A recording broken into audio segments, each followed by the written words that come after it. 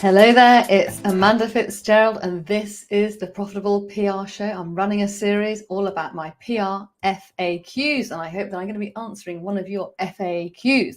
So here goes. Today's FAQ is this: what is a press hook? Or you could even be asking me, what is a news peg? Okay, this is what journalists want to know when you are pitching to them. So you don't just go and pitch to the press and go, hey, I got a fantastic business. It needs to be featured by your publication, by your broadcast outlet. No, they need to know why your business or your profile should be featured. What's in it for their readers, what's in it for their listeners, and what's in it for their audience, okay? So what is the press hook? What is the reason? What are you going to be hooking your story to when you're pitching to the press? So an example of this is a very, very old-fashioned one, but I love it. It's one of those out there ones. It's quite a creative one.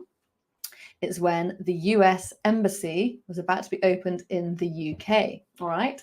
And it was just when the lovely Donald Trump had just been elected to office, and he refused to come over to the UK, to London, to do the grand opening of the embassy.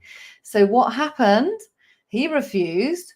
So Madame Tussauds heard all about this, and they thought, oh my goodness, we're going to ride on this wave here. We're going to newsjack this story. So what they did was they wheeled out the waxwork of Donald Trump and positioned it just in front of the US Embassy. And then he was standing there, you know, like he is in his posing position for the, for the Waxwork Museum. And then the world's media literally gathered around and was snapping him up, saying, well, if he can't make it, Madame Tussauds has made Donald Trump make it. That's just an idea of how you can kind of newsjack a story. It doesn't have to be Donald Trump, and it doesn't have to be Madame Tussauds.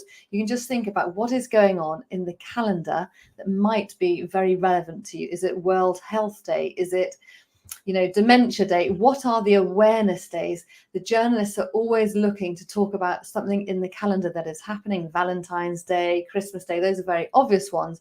But we actually have a planner, a PR planner, which is in my website, amandapr.com, where you can download up to 70 key dates in the calendar.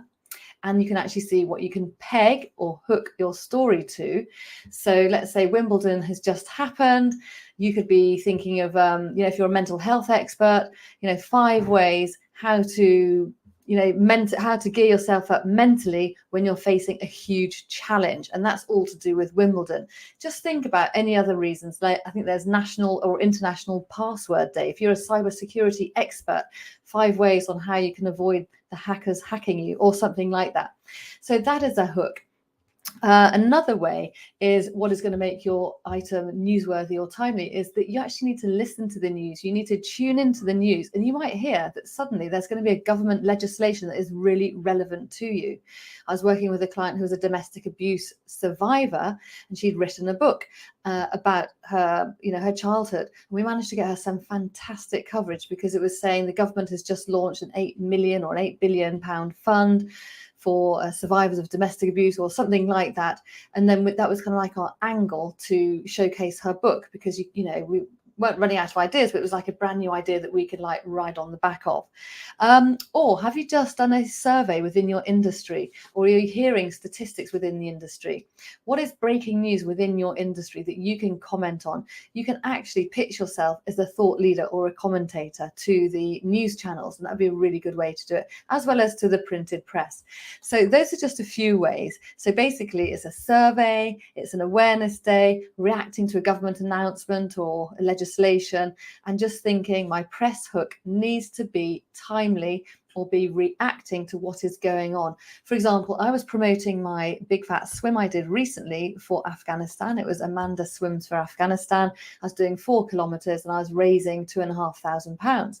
I spoke to a local BBC journalist, and he said, but, what can I peg? He was thinking out loud, thinking, so what can I peg this to? And I said, well, actually, it's nearly August. So you could peg it to the fact that the Taliban have, it's been nearly a year, unfortunate anniversary of them taking over, governing the country.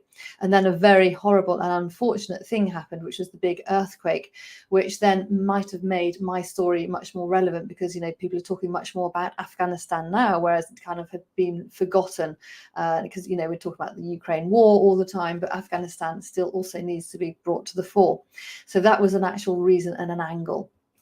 Another reason and angle why I got into the press, why I was invited to then speak on BBC Radio Essex, and that was because my pitch was saying, single mum, 52, swims 4K for Afghanistan.